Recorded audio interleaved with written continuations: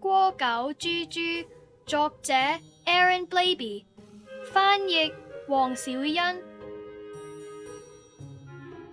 巴蝸狗豬豬，我唔可以唔講啊！佢貪心又自私，所有事都係。佢同臘腸狗吹吹住喺公寓，豬豬對佢好唔好？等我話你知啦，一啲都唔好啊！你有好多好玩嘅玩具啊！可憐嘅吹吹話，豬豬只會發脾氣，全部都係我㗎，快啲走開啊！但係如果我哋一齊玩，吹吹對豬豬講，一定更好玩㗎。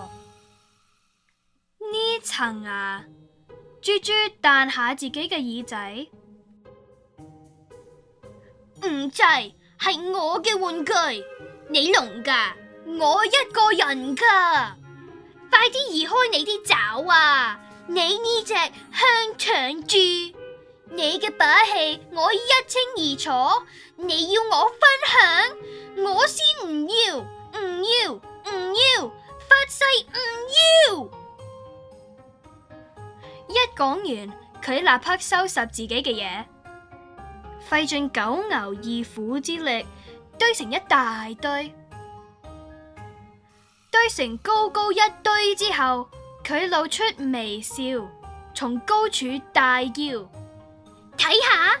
豬豬大叫，咁樣你就攞唔到我嘅戰利品啦，係我嘅，你仲唔快啲閃開？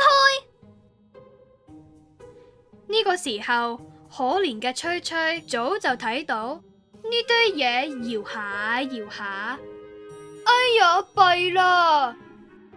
小心！好心嘅吹吹大叫，可惜嘅係呢個嘛，豬又唔識飛。依家日子變得唔同啦，我可以好開心咁講，一切都唔同，所有事都係。冇錯，豬豬而家識分享玩具啦，吹吹變成佢嘅朋友，佢哋兩個一齊玩。反正豬豬都未康復。